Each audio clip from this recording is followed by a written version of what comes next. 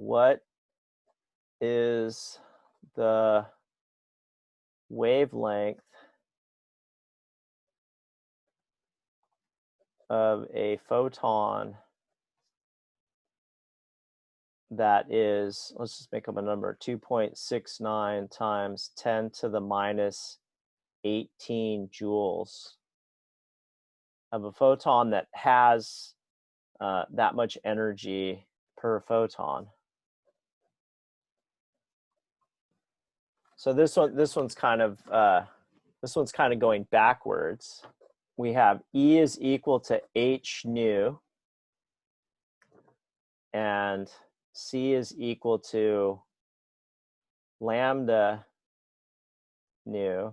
Let me try it. Okay, and so what I can do with this one, we used this one before. If I rearrange this equation, frequency is equal to C over lambda, then I can substitute that in for this one here, right? If that's true, then E is equal to hc over lambda, because C over lambda is equal to nu, right? So what I'm going to do is let's take this expression and let's rearrange it to solve for lambda. What's lambda equal to? If E is equal to hc over lambda, let's isolate lambda in the numerator. So here, I'll start E over hc? Yeah, or it would be hc over E actually, because I want to get lambda on the top, right? And I want to divide by E on both sides. Yeah, and then that cancels and that cancels. So we get lambda is equal to hc divided by E. So now I can plug those in. So H is a constant, C is a constant, and I was given the energy of a photon. So let's plug those in. Planck's constant is 6.626 times 10 to the minus 34 joules times seconds. The speed of light is 3.00 times 10 to the 8 meters per second. And then let's divide by energy of that photon, which we said one photon was 2.69 times 10 to the minus 18 joules. Okay, what happens to the units here? Someone said S cancels. Yep. Anything else? Someone said joules. Okay, and joules cancel. So what I'm left with is meters. And that's what I wanted. Yeah. 6.626 second 10 to the minus 34 enter times 3 second 10 to the 8 enter.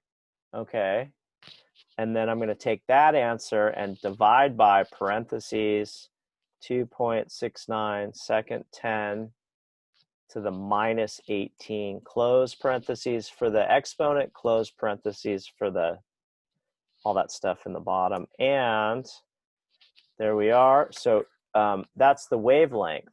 So that is 7.389. Actually, we should have 3 sig figs, right? And then times 10 to the minus 8 meters, right? And then what we could do is actually we could go back to nanometers, right? There are 10 to the minus 9 meters in 1 nanometer. So that just becomes, well, the wavelength would become 73.9 nanometers. So that would be like far ultraviolet bordering on X-ray, right? Yeah, I didn't. I got a e to the negative 44. Okay, so what you didn't do is you got to put this in parenthesis. So what it did, if you don't put this in parenthesis, it takes this 10 to the minus 18 and puts it up top here. And so 10 to the minus 18 times 10 to the minus 34 would be 10 to the minus 52 times 10 to the minus 8. I'm sorry, 10 to the plus 8 would be it would be about 10 to the minus 44. You see what I mean? So it's really important here. Put a little star if you have to, that you have to use a parenthesis for the denominator. Let's do another one. We have time. 1020 nanometer light. And let's do the same thing I did last time. Find the frequency and energy. Okay. So I'm going to take, so again, I'm going to convert it to meters.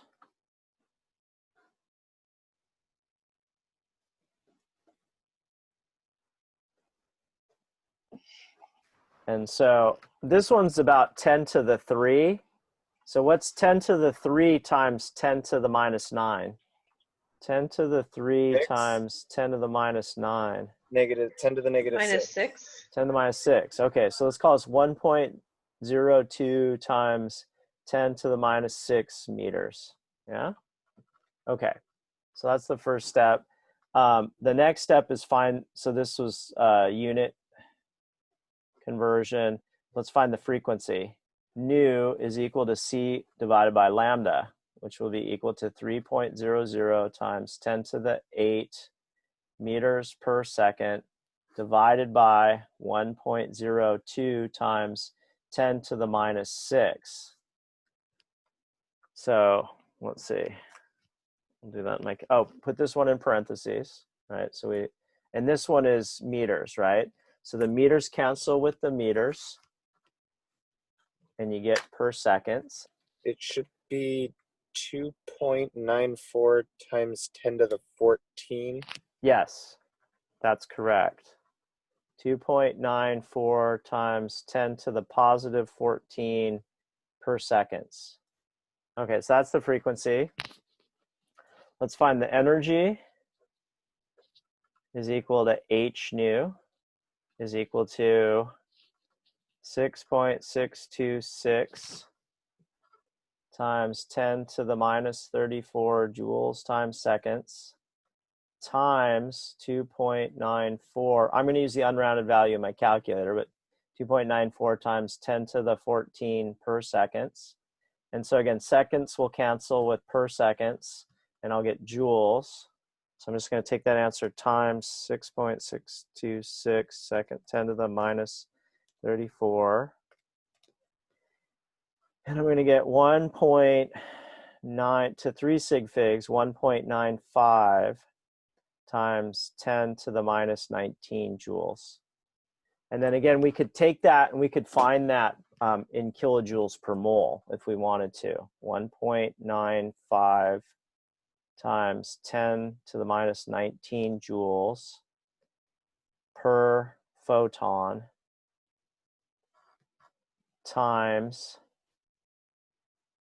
6.022 times 10 to the 23 photons per 1 mole of photons times 1 kilojoule over 1,000 joules. So I'm going to take the number I had before, this one, the unrounded value, times Avogadro's number, 6.022 second 10 to the 23, and then divide by 1,000. And I get, this is equal to 3 sig figs would be 117 kilojoules per mole of photons.